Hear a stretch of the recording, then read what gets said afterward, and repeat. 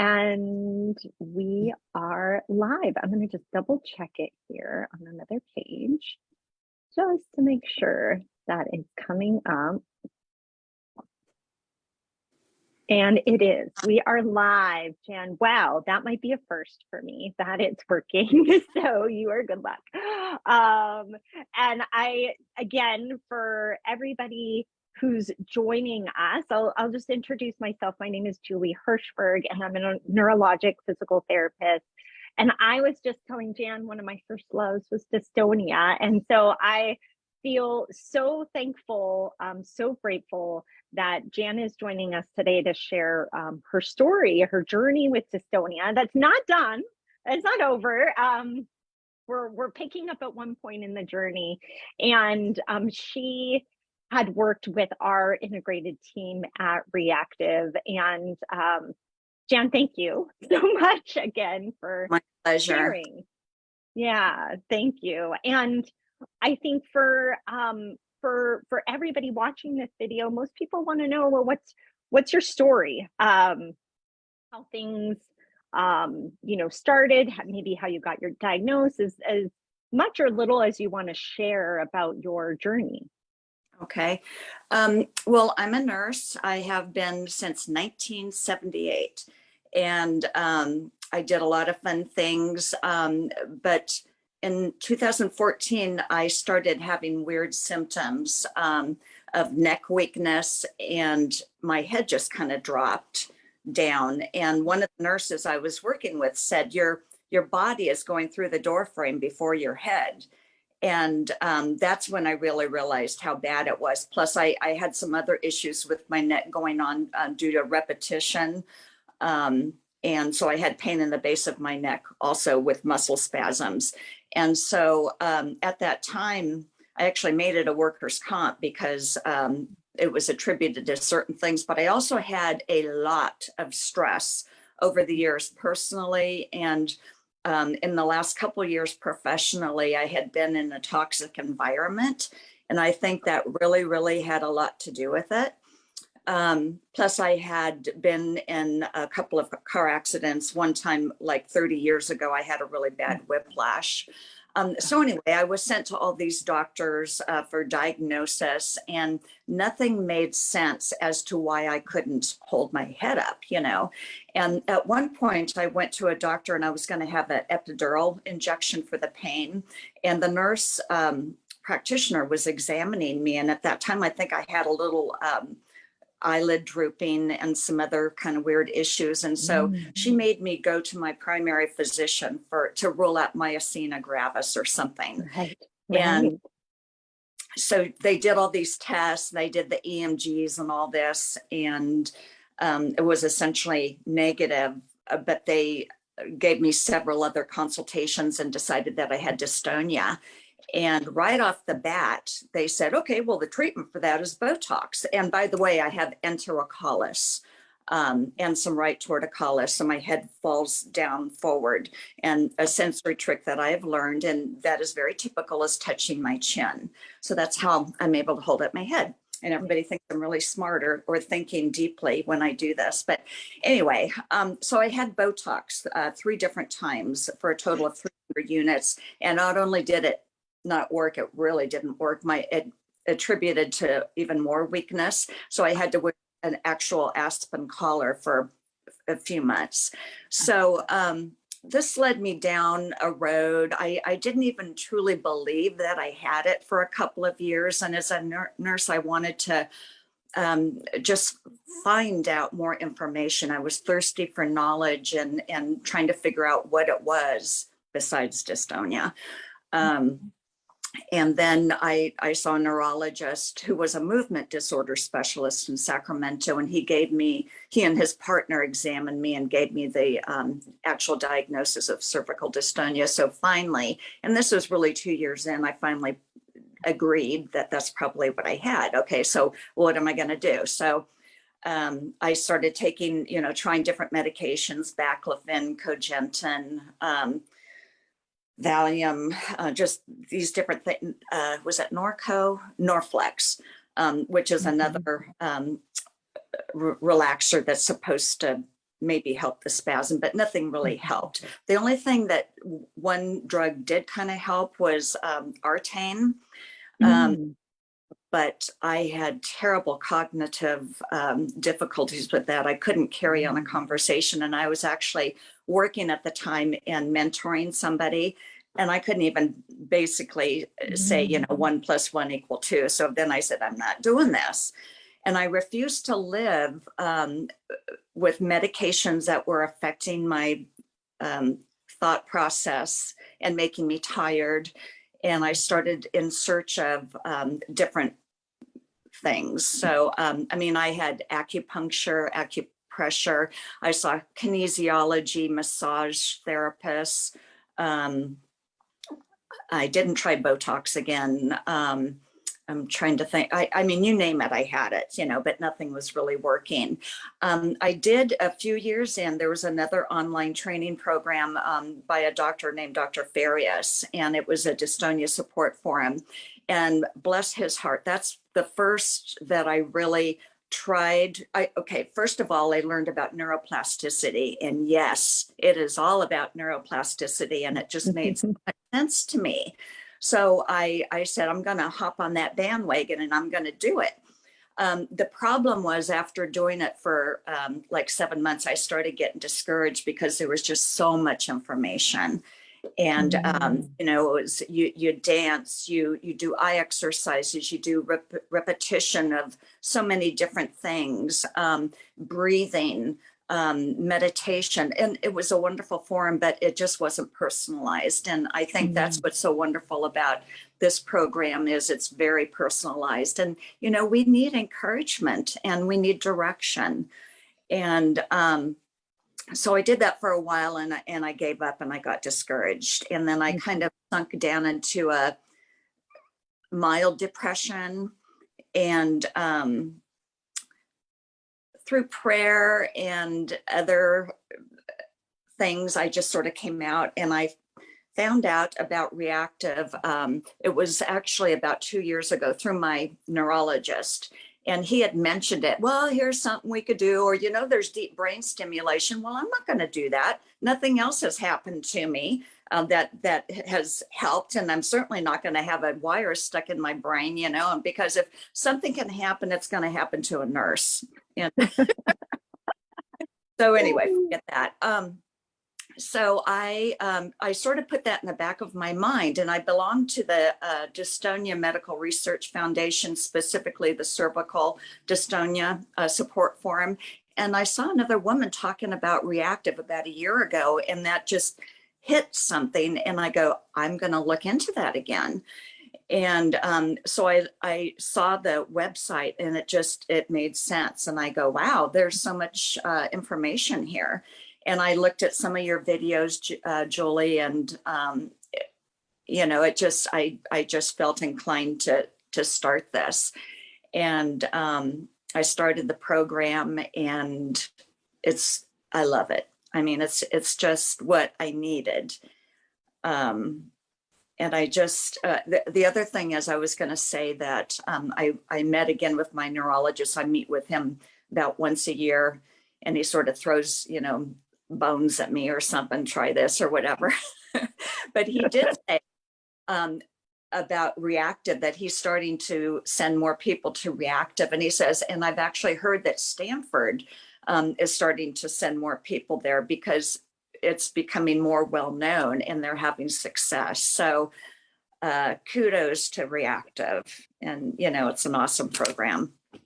Yeah. Oh my gosh. Well, thank you for sharing it. And we kind of introduced this as a journey. It's been a journey. And I think it's not an unusual one to go for, is this actually dystonia? What is dystonia? What is out there? I almost don't know a single person who hasn't asked me about Dr. Farias's program, because I think it's well known out there as well. And some people have had some great results as well. And so, so kind of thank you for talking through those milestones. And this all goes back to, almost 10 years then? Is that right? Did you say 2014? 8.5 years, yeah. 8.5 years, yeah. And so, and again, you're not next door to us either. We're located in Los Angeles, and you're in Northern California. Yeah. You mentioned it was kind of the personalization, the individualization that you felt was missing from some of the other things, which again, it sounds like you've done so many things. Was there anything else that kind of, stuck out to you of like, I think this could be helpful for me? Well, first of all, I was doubtful because my experience with physical therapy was actually their hands being on my body and, maybe massage or just kind of superficial things, nothing really in depth, and certainly not neuroplasticity types of training. Mm, So I was really questioning the fact of how successful could it be on Zoom. Um, mhm. and I tell you, it is successful on Zoom because with Chelsea and Lincoln, I mean, I had my tablet, thank God, and not a computer. So I'm on the ground, I'm walking, they got a whole tour of my house and it works online. Yeah. Yeah. So that's another thing. We get a question a lot, like, could you help me? I'm in Scotland.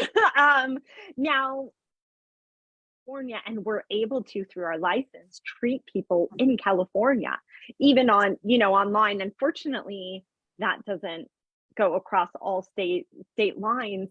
But I'm glad you said that, because people are often surprised at how much we can do on telehealth, Yes. to help people. And we do actually see a lot of people from Northern California Yeah. now, and there's so much. I mean, like you said, we were all over your house, and you're on the floor, and you're doing all Yeah. kinds of things, Yeah. right? And the one thing too that I was really encouraged by and liked was the fact that your program incorporated not only physical therapy, but occupational therapy and a neuropsychologist. And I know for a fact that stress is a big component. Mm, Um, I don't know if it caused it necessarily, but it impacts your psychological and physical health so much. And this is a big part of your program. So that was really enticing to me. yeah. I'm glad you said that, because yeah, you worked with physical therapy, occupational therapy, neuropsychology, and then they all come together too, Yeah. to kind of problem solve together, and figure things out, to see it from the whole picture. I wonder if you could share a little bit about maybe what you gained, or some of your favorite things that you did with each of the different therapies. Yeah. So Chelsea and Lincoln, I worked with them, the physical therapists, and oh my gosh, they're just shining lights. They just were so encouraging and joyful and absolutely loved what they do. And they had me do a lot of repetitive types of exercises, eye tracking. Um, the important thing that I learned was variability is so important, and doing everything in joy, probably more than anything. But they were so encouraging, and they were tag teams. If Chelsea may have done a couple of days, and then Lincoln would come in, but they talked. The communication was so open amongst all the team members, and that was so important. So they incorporated what the other person had suggested. We all problem solved together, and we giggled. I mean, they said, well, what about this? And they would listen to me, and they're trying to find sensory training, and what works for me. How about this? Let's think about this. And I bought things online to help sensory issues, and no, that didn't work, but this did. And there's certain, like a sweatband thing that I tied around my head. And what worked for some other people didn't necessarily work for me, but I was able to tie this thing around my head. And for some reason, if I hold my arms up, I can hold my head up better than if I don't. So it's not like I can walk around like that all the time, but I found out I can do this. I can do that. I do that. There's lots of different things, and I've got a weighted little pad thing that I put on top of my head that helps me hold up my head. So they just worked with me, and we found things real time that worked, what didn't work. And the encouragement, alone, I finished I think I did it July and August. And then it was very intense training with everybody. But Chelsea and Lincoln have followed up with me like once a month. And it's hard to be objective about myself, that I have improved, but they could see improvement. So that was encouraging. And I think the thing that I have noticed more than anything else is that activities of daily living were even hard for me. I would get ready in the morning and I blow my hair dry. I would quickly put some makeup on or something, but a half an hour of doing that fatigued me so much. I had to go and lay down for a while. If I went out grocery shopping, I couldn't do more than one or two things when I go out. And it could maybe be an hour and a half tops, and I would come home exhausted and have to lay down. But I don't feel that exhaustion anymore. I just feel stronger in general. And if I were to give a percentage of how improved, it's hard again for me to be objective, but I know I'm at least 25% better. Again, I've had it for 8.5 years, so I don't think it's going to, improve overnight. But I just feel like, there are times like now when I'm talking, when I'm engaged, and I don't hold up my chin. And then sometimes I'll go, oh, I look at myself, oh, I'm not holding my, it's sometimes a psychological thing, but it's my neck is stronger. So Leanne and Jenna tag teamed for occupational therapy, and they did a lot of,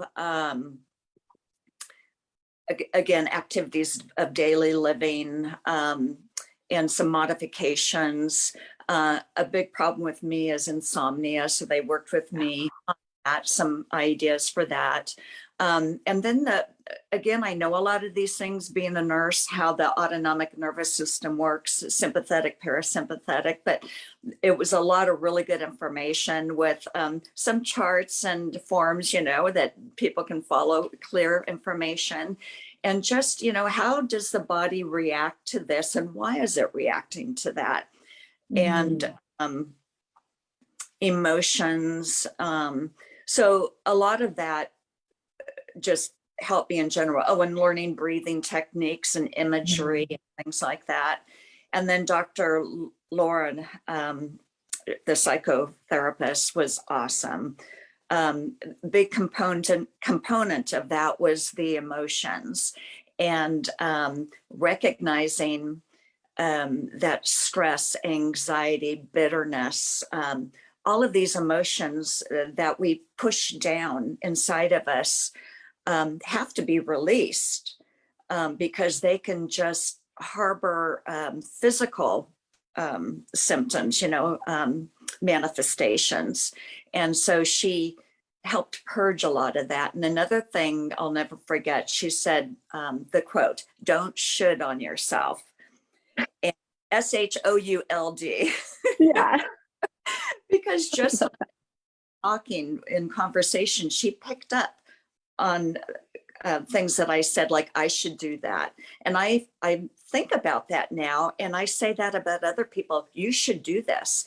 And now it's like, I feel like I can slap my hand, because I myself from shoulding on myself, and that really has helped a lot. But the whole component, the three groups together, has just been amazing. It's strengthened me emotionally and physically, and encouraged me. And I just learned that you have to do everything in joy, and knowledge is power. Yeah. Yeah. I mean, you said so many of my favorite things, and you say them with a smile on your face. So I know you were having fun in therapy. But that's such a big piece of getting life back is especially when so many of just your daily things were exhausting and tiring, it's hard to find the joy. You are, um yes. yeah, yeah. So that I can see it on your face. And you literally answered, somebody asked a question here live in the comments, why is OT part of treatment with cervical dystonia? And you said it so nicely, working with Jenna and Leanne.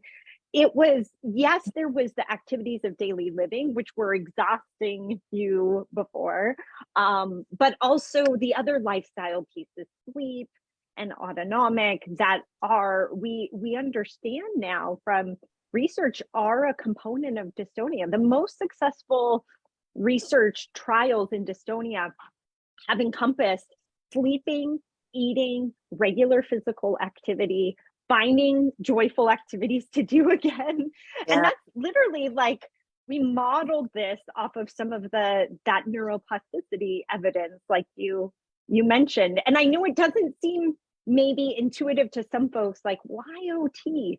But OT, from that greater lifestyle issues and lifestyle issues that influence the brain so heavily, like sleep, like you mentioned, is so important. So I appreciate that you said all of that. Just as that, I don't even know that you realized there was that comment in there about asking about OT, but you answered it so well. And I think having psychology, particularly with a person that understands brain disorders, is so nice. I think you articulated that really nicely. We don't think, in most cases, it's not that dystonia is just a stress disease, that just stress caused dystonia. That Mhm. might happen in some cases. There have been some post-traumatic dystonias that have occurred, and so I don't want to say that never happens, but we kind of think that that's a component for all people, amongst the sensory things, the autonomic things, the motor control pieces. um that it sounds like you also did a lot of those. You were saying you had a weight on a head and a headband and all of those fun things, really re-educating your nervous system. Yeah. Yeah. Yeah. And you had a lot of fun. You just smile every time. So like, you just had a lot of fun. I do have fun. And especially when I know that I'm going to be meeting Chelsea and Lincoln, it's like, oh, goody, I get to see my friends. And we just laughed. I think we were trying to be prim and proper and do the job, initially. And they were trying to be professional. And then I started, this is just ridiculous, because I'm on the ground. I'm sure I look like an idiot, but I don't care. And I started laughing. They started laughing. We're always laughing. So it's all. Yeah. Yeah, yeah. Oh, that's so great. I was with another patient last night, and literally she laughed, and some of the things, she had some tightness in her hand, it like went away, and I was like, well, there's the answer. It's laughter. So it definitely is an important piece of something like that.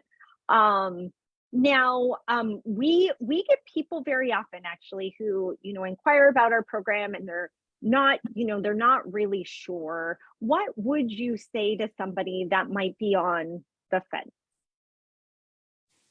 Oh my gosh. You guys know so much more than any other healthcare professional. You can relate to us. You guys are passionate about what you're doing. Um, it's readily available, very accessible. It's not overwhelming. I mean, okay, the intensive training initially is a little overwhelming, but from a day-to-day aspect, when you've got your routine down and you're doing the exercises and whatnot, you're sort of incorporating everything. But a lot of the stuff you're indirectly doing, because now they become parts of your life. But the repetition exercises, it takes maybe 30, 45 minutes to do that. But when I was doing the other forum, it would take like 3 or 4 hours a day if you were supposed to do everything you were supposed to do, and it was overwhelming. So this is something that really works. I would just say you have to go for it. There's just no reason not to. Yeah, I appreciate you kind of saying too, it does take work. And as you mentioned, like, yes, some of this and usually all of this can be done on telehealth. Sometimes, we, like you did the consult with Chelsea, right? And Yeah. sometimes we go, we might need to see you in person for a few things so that we could better understand it. Right.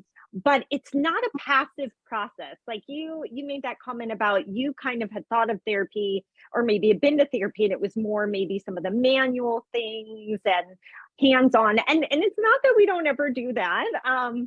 But it's an empowerment process where you're learning all of this about yourself. Yes. Yes. Oh boy, are you right? It's all about empowerment. And you have to know, I have to know in my mind and my heart that I can do this, that there is the possibility of being healed, and to have that power, to have the skill set. You guys are feeding me the information, and I have to be committed to it for sure, but I have to believe that I can improve too. Yeah. Yeah. And I mean, I see that, I hear that, and that's after a very long journey with cervical dystonia. And I'm wondering what you might share with other people who are feeling discouraged. Maybe like you, they've tried so many things Yeah. and nothing really took. What would you tell somebody like that? And maybe they believe they can't get better. Yeah. Well, I went through a period of depression. And I think you have to draw from whatever source that you can. I have a very strong faith, and that helped me come out of it. But you have to have hope, and whatever that hope is. And to me, this program made sense. And don't just sit there and feel sorry for yourself, because that's the worst thing you can do. And I understand how you feel, and it's frustrating, but you can only sit in your pity for so long. I mean, what are you going to do? So you have to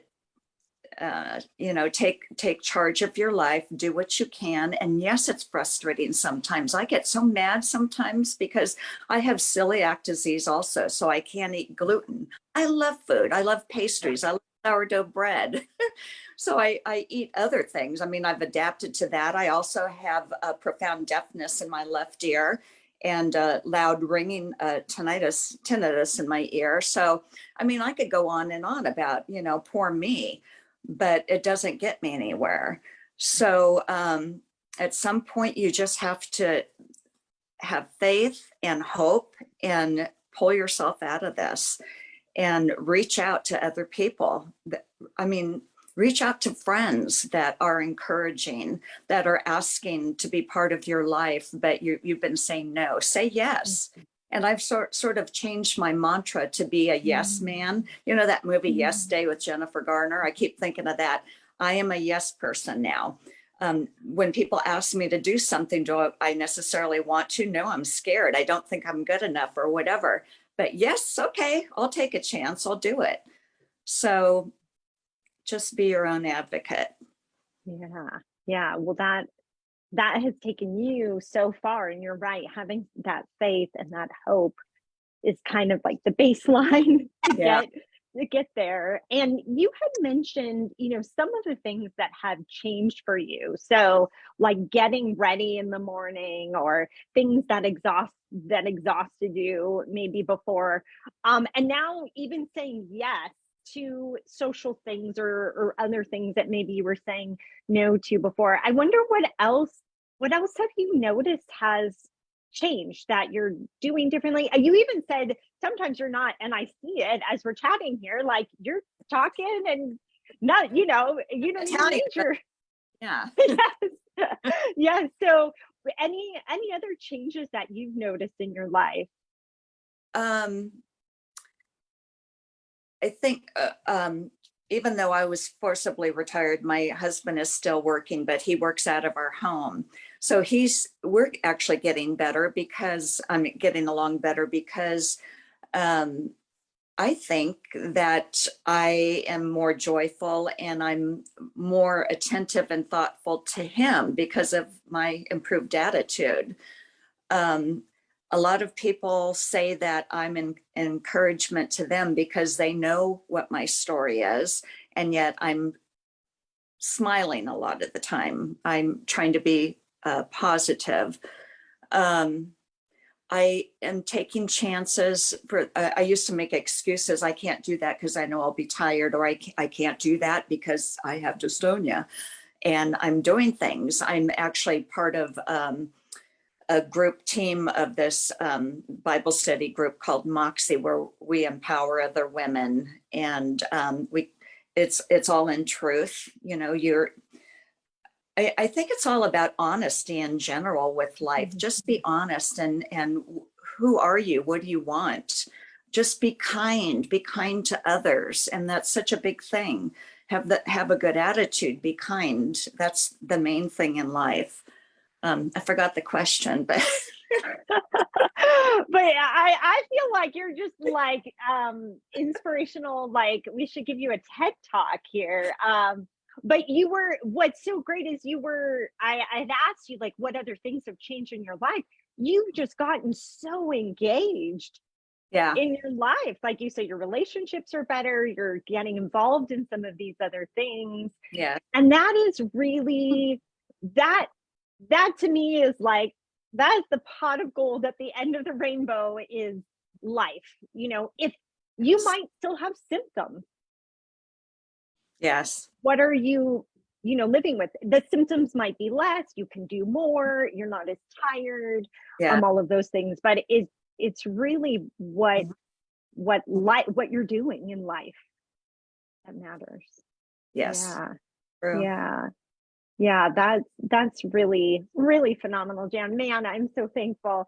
I wonder too, I had mentioned to you, we share these videos with healthcare providers. Every week I send out a newsletter to my fellow PTs, OTs, psychologists, because I personally have learned so much. In fact, most of what I do, I just learned a lot from you today, right now. So what's a message and you're a healthcare provider, what might you share with other healthcare providers or other therapists about dystonia and your journey that you think would be helpful for people? Um, Knowledge is power. Have a passion in everything you do. They're obviously doing what they're doing because they have an interest in it. So I hope that they have a passion for it and fuel that passion. Engage in other things with other healthcare providers. Share that information, that knowledge, that interest. I think camaraderie, communication amongst other healthcare providers is so important because it's stressful. You guys don't always see good things. It's hard to be up all the time. It's hard to be a teacher, a mentor, a healthcare giver, and you get burned out. So be kind to yourself. Never lose your passion, because if you lose your passion, you're not going to be able to fire up the passion in other people too. See, I think I had some notes. Sorry. Just be positive and encouraging. Oh, and just don't be afraid to be flexible and adapt. If you have a plan, you don't always have to stick to the plan. Other people may have some ideas. Flexibility is just really important, and make it light, make it fun. because people don't always know that they're learning when something is fun. So anyway, I just want to say God bless you to all of you, because you're awesome people. Oh, Jan, I want to like turn your list into like the top 10 pieces of advice from Jan for all healthcare providers. That was so great. And I thank you for taking this time today too, from your day, from your lunch hour today, and sharing your story very openly too. I think that says a lot about you and your care for other people. So thank you. Well, thank you. It's my pleasure. And I hope this helps somebody and encourages somebody. So Yeah, it definitely will. So we will stay in touch, Jan. I can't wait to hear about all the great things that you're doing. yeah. And this was just so fun. My face is hurting from smiling alongside of you. So thank Yay. you. Yeah, thank you so much. Yeah. And God And bless you, your program in your heart, you know. thank You're you. awesome. All right. Have a great day, Thank Jan. you. You too. Bye-bye.